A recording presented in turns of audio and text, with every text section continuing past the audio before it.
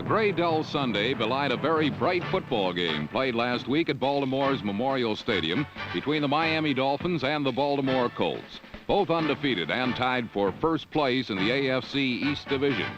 Heavy rain had been kept off the field by the tarp. The track was fast, and as the ground crew rolled back the protective covering, Memorial Stadium rolled back the pages of history.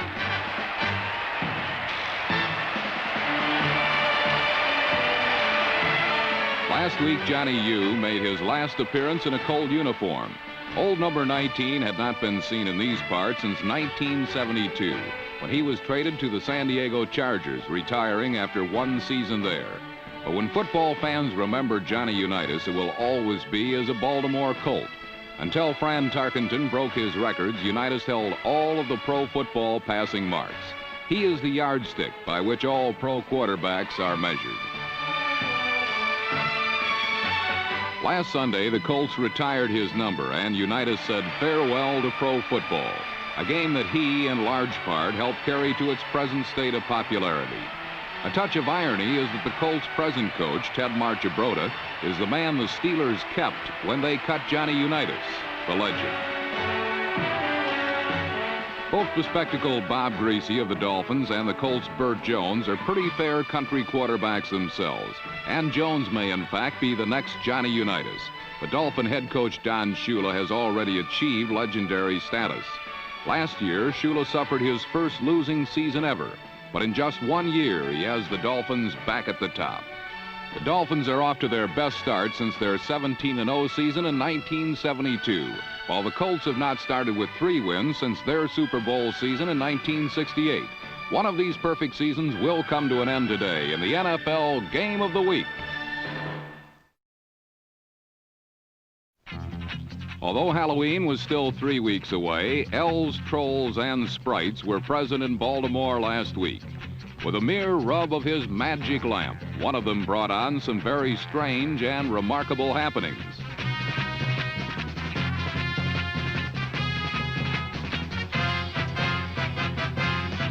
On the game's first play from scrimmage, Lydell Mitchell scored from 64 yards away and became the Colts' second leading rusher in history, going ahead of Tom Matte.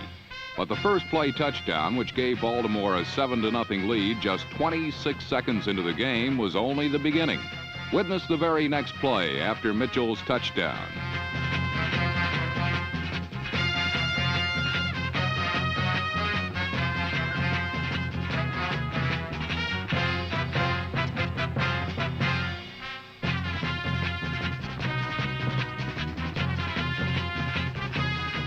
Freddie Solomon brought the Dolphins right back with a 90-yard kickoff return. And if the celebration was somewhat less boisterous, the results were not. Now, with just 41 seconds gone in the game, both teams had scored touchdowns, and the score was tied at 7. After the 2 lightning-fast touchdowns, the game became a bore. The Colts were stopped without scoring, and the fans had to wait a full 98 seconds before another touchdown could be put on the board. It came when Benny Malone followed number 67, Bob Kuchenberg's block around right end into the end zone.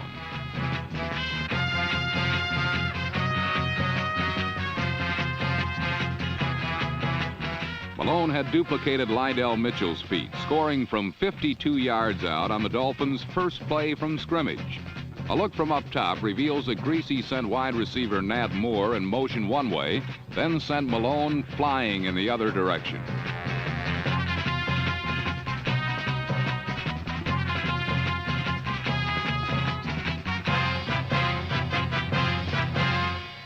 This time there was more elation on the part of the Dolphins, but the storyline had not changed. There was still something funny going on, for the score now stood at Dolphins 14, Colts 7, just 2 minutes, 19 seconds into the game. The game had already seen a 90-yard return and touchdown runs of 64 and 52 yards. To this, Jones added a 47-yard pass to Raymond Chester on the Colts' next series. The Colts, however, were not quite so fortunate as the Dolphins. They were unable to complete the drive with a touchdown and settled for a field goal. Baltimore had 3 possessions and scored 10 points. while the Dolphins had literally only touched the ball twice and scored 14 points. 24 points packed into the first 5 minutes, 3 seconds of the game. The hectic pace could not keep up, and to some extent it did not. The Dolphins finally ran a play on which they didn't score, but the Miami offense was not touchdown or nothing, and shortly thereafter they were threatening again.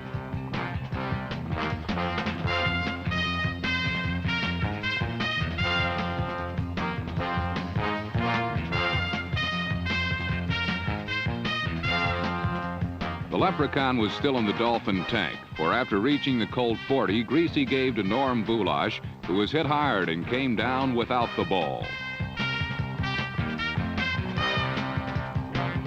Another look reveals where the ball went. Boulash lost the ball when hit low by number 43 Norm Thompson and high by number 52 Tom McLeod, but Larry Little recovered for the Dolphins. Though the play indicated that Dolphin luck was still holding, this drive was halted and led to an unsuccessful field goal try as the first quarter closed with Miami in front 14-10. But the second quarter was to be as berserk as the first, as two heavyweight sluggers upped their pace even more, scoring 28 points in round two. The Dolphins got in the first telling blows, riding Greasy's right arm. Greasy was getting plenty of time thanks to his clever ball handling. The same play, when seen from up top, reveals a good play fake, good protection, and a perfect pass.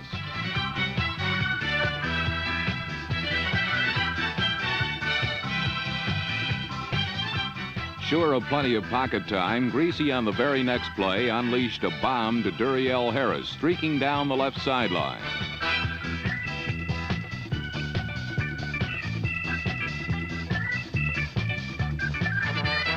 As Harris reached the end zone, the ball popped loose and was recovered by the Colts. Possession, however, was awarded to the Dolphins, prompting strong protests from the Baltimore defenders.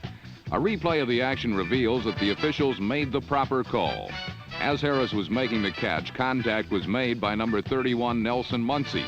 And as long as there has been any kind of contact, no matter how slight, with the defender while the receiver has the ball, the receiver is down and the ball is dead.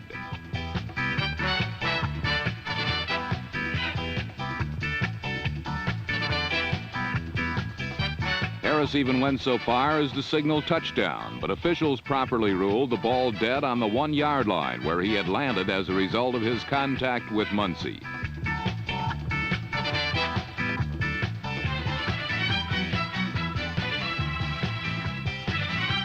Incensed, the Colts made a valiant stand. Greasy on 4 straight plays handed off to rookie Leroy Harris. 3 times the Colts threw him back. But on the 4th, Harris found the end zone and Miami led 21-10.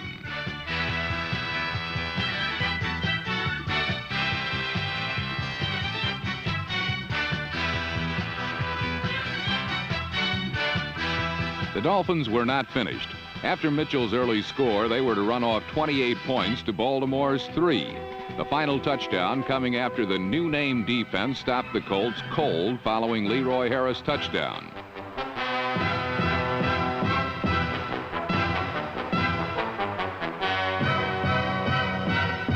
Again, the score came with shocking suddenness. As for the second time, Malone went the distance on the first play after a change of possession.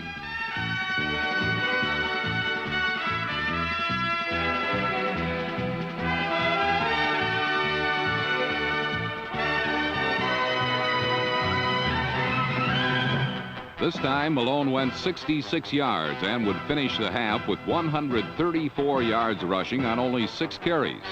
Another look reveals that the play was similar to his first score. Kuchenberg, number 67, cleaned out the corner. Malone this time cut back, causing number 53 linebacker Stan White to overrun him, and he was gone, as Miami rolled up a 28-10 lead just 6 minutes into the second quarter.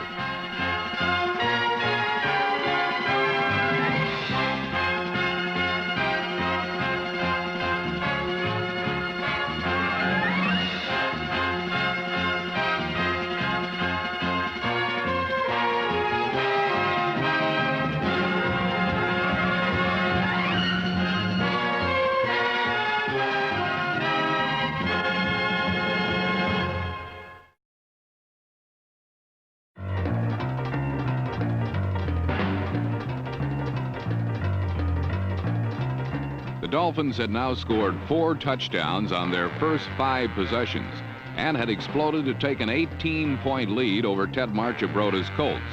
But now, midway through the second quarter, Baltimore, led by Burt Jones, began a furious comeback that would produce 5 unanswered touchdowns. The first salvo was a 33-yard jaunt by Lydell Mitchell that brought Baltimore into Miami territory.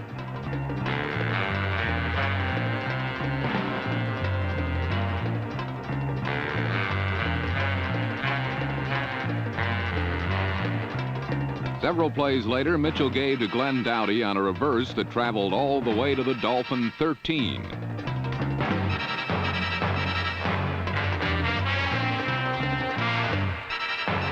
Two plays later, Jones threw to Doughty at the rear of the end zone for a touchdown that reduced Miami's margin to 11 points.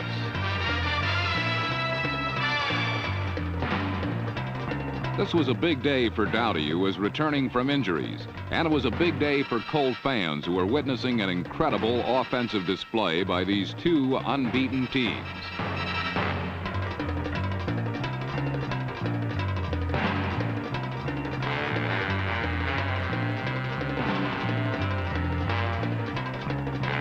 The denizens of Crab Cake Corners didn't have long to wait until their team had the ball again.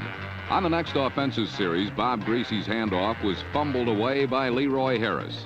The recoverer, number 56, Ed Simonini, the Colts' new middle linebacker, lateraled the ball to Fred Cook, who took it all the way to the Miami 16.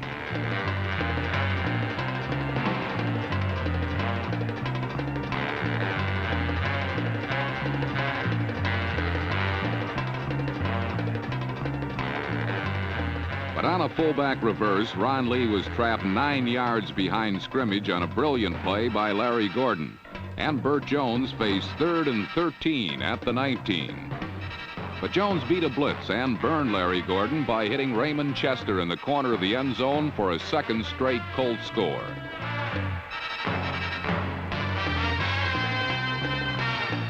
The touchdown was a painful one for Chester.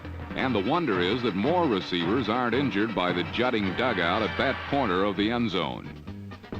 Now trailing by merely 4 points, the Colts sack pack got into action with a 19-yard sack by Ron Fernandez. Unlike the early part of the game, the Colts were now shutting off the outside. And according to Marchibroda, the reason was left linebacker Tom McLeod and cornerback Norm Thompson, who were playing more aggressively and fighting off blocks. Thompson, number 43, was an important offseason acquisition for Baltimore. His reputation at St. Louis was excellent against the pass, but poor against the run. But this time, the Colts wasted the opportunity when Don McCauley fumbled Jones' pass, and Tim Foley recovered for Miami.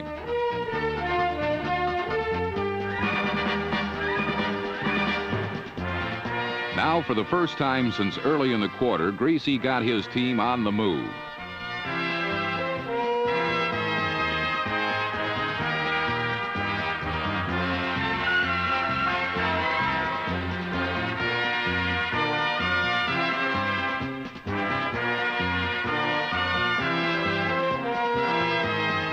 Duriel Harris brought the ball to the Colts 39. Then Greasy tried to hit his tight end Andre Tillman in the end zone, but Tillman couldn't hang on.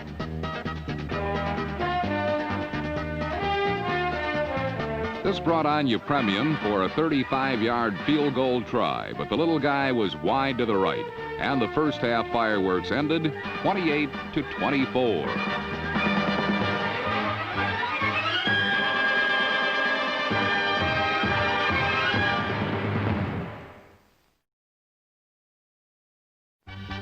Through the first 3 weeks of the '77 season, the Dolphin defense had not given up a touchdown in the second half of play.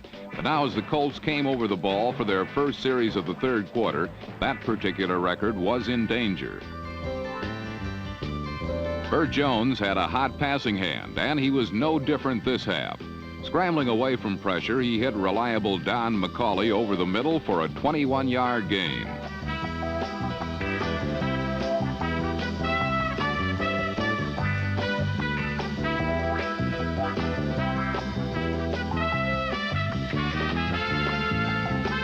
Then on a 3rd and 2 situation at the Miami 34, Jones, with all day to find a proper target, threw to McCauley for the touchdown that put Baltimore back in the lead.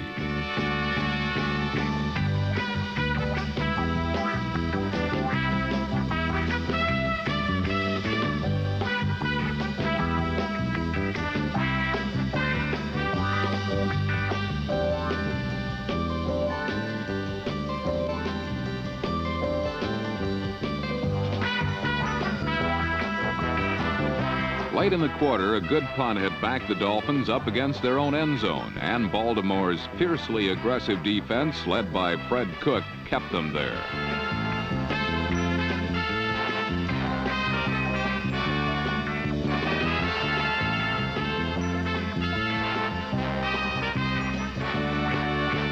When Don Nottingham fumbled the ball on his own 5, Burt Jones wasted no time in padding the Colts' lead.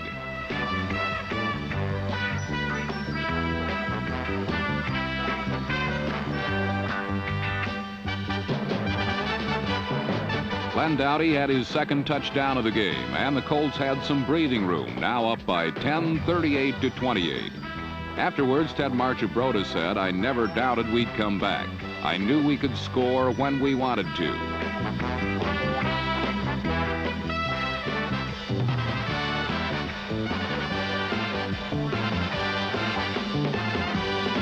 With less than 2 minutes remaining in period 3, Miami's offense could go absolutely nowhere against the revved up and hard-charging Colts.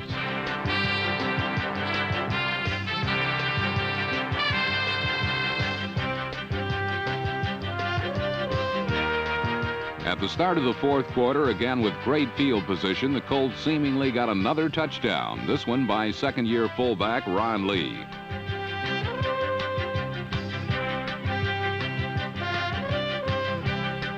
But center Ken Mendenhall was called for holding, and instead of 6 points, Baltimore had 1st and 20 from the 28. Tim Foley had replaced Dick Anderson at strong safety, and Jones quickly took advantage of the matchup by hitting Raymond Chester at the 1.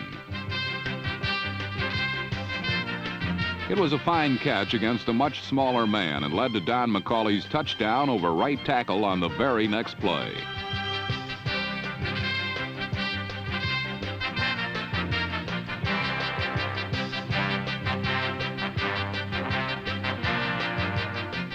Baltimore's total ballooned to 45 points, the most scored against a Miami team coached by Shula. The Colts defense continued to be just as impressive. In the 4th quarter, every Miami possession ended in a turnover caused by the Baltimore defense.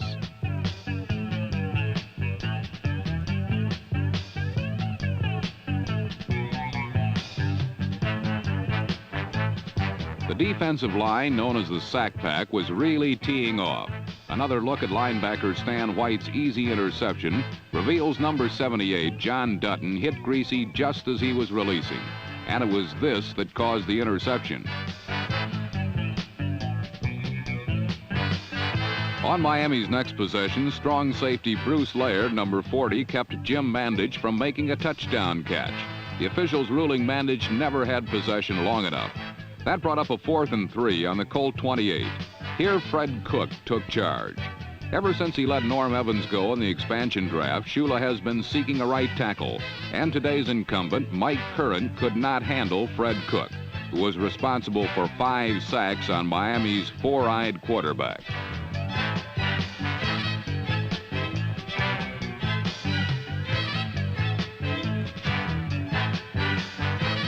Miami's last gasp came when Duriel Harris somehow came down with a pass good for 47 yards, much to the dismay of the Colts secondary.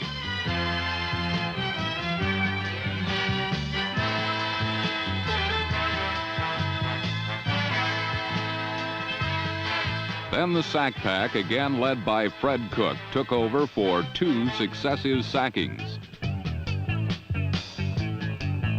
The shaken Greasy was replaced by Don Strock, who on Miami's last offensive play of the game was intercepted by Bruce Laird.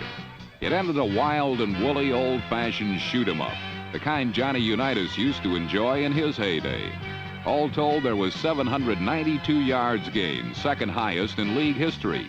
But it was Baltimore who prevailed and now leads the AFC Eastern Division still unbeaten and a game ahead of the deflated Dolphins.